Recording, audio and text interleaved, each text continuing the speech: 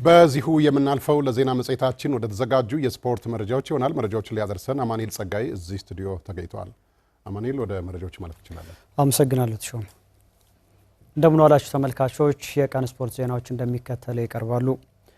የኢትዮጵያ ሴቶች ብሔራዊ ቡድን በአፍሪካ ዋንጫ ሁለተኛ ዙር የመጀመሪያ ጨዋታ በታንዛኒያ አቻው ተሸነፈ።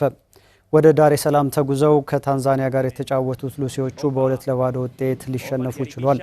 የአሰልጣኝ ዮሴፍ ገብረወልድ ቡድን የሀገር ውስጥ ዝግጅቱን ሲያደርግ ቆይቶ ለጨዋታው ቢያመራም ለአህጉራዊ መድረክ የማለፍ እድሉን አጥብቧል። አይሻ ኑንካና ጀሚላ ራጃብ የታንዛኒያን አሸናፊነት ግቦች በሁለቱ የጨዋታ አጋማሾች አስቆጥሯል። የሁለቱ ብሔራዊ ቡድኖች የመልስና የመጨረሻ ጨዋታ ከ5 ቀናት በኋላ በድሬዳዋ ስታዲየም ይከናወናል። ሉሲዎቹ ከ14 ዓመታት በኋላ ወደ አፍሪካ ዋንጫ ለመመለስ የትላንቱን ውጤት መቀልበስ ግዴታ እንደሚሆንባቸው ታውቋል።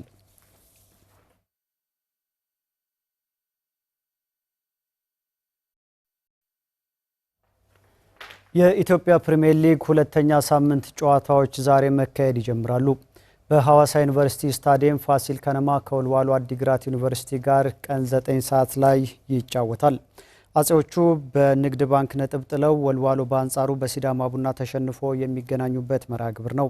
በሌላኛው ጨዋታ በመጀመሪያ ሳምንት ሽንፈት የገጠማቸው ወላይታ ዲቻና ድሬዳዋ ከተማ አመሻሽ 12 ሰዓት ጨዋታቸውን ያከናውናሉ።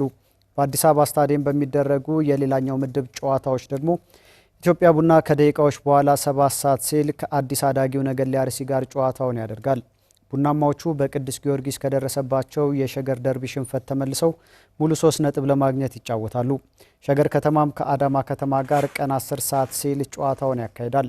የሲቢኢ ኢትዮጵያ ፕሪሚየር ሊግ የደረጃ ሰንጠረዥን ሲዳማ ቡና፣ ባህር ዳር ከነማና ሐዋሳ ከተማ በግብ ልዩነት ተበላልጠው በመሪነት ላይ ይገኛሉ።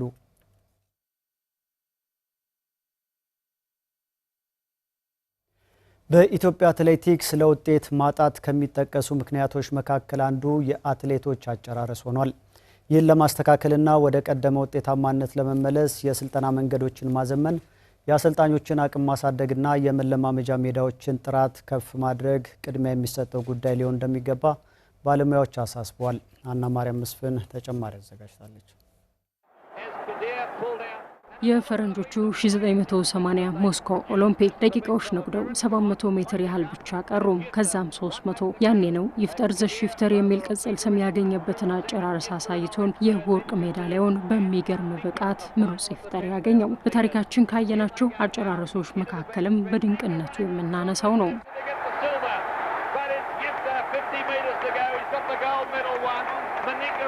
ታዲያ ይሄ ኢትዮጵያ በትላልቅ መድረኮች የምትታወቅበት የአጨራረስ ብቃት እየጠፋ መጥቷል። አንደኛ ወይም ውድድር አብዝተው ድካም መጥቶ ሊሆን ይችላል።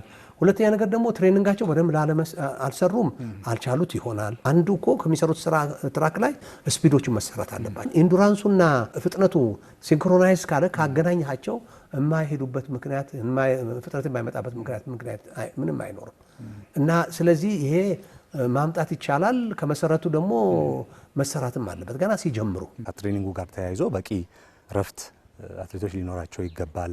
አመጋገባቸው ማስተካከል መቻል አለባቸው። እንደየርቀቱ ይወሰናል። ቴምፖ ትሬኒንግ የምንላቸው አሉ፣ ኢንተርቫል ትሬኒንግ የምንላቸው አሉ። እነዚህ ቴምፖና ኢንተርቫል ትሬኒንግ ምናልባት አንድ አትሌት በከፍተኛ ጫና ስንሰራ ሰውነታችን ላክቲክ አሲድን ማመንጨት ይጀምራል። ያንን የላክቲክ አሲድ ፕሮዳክሽን አትሌቱ ተቋቁሞ ዘለግ ላለ ጊዜ በከፍተኛ ፍጥነት እንዲሄድ የሚያስችል ትሬኒንግ ልንሰጠው ይገባል።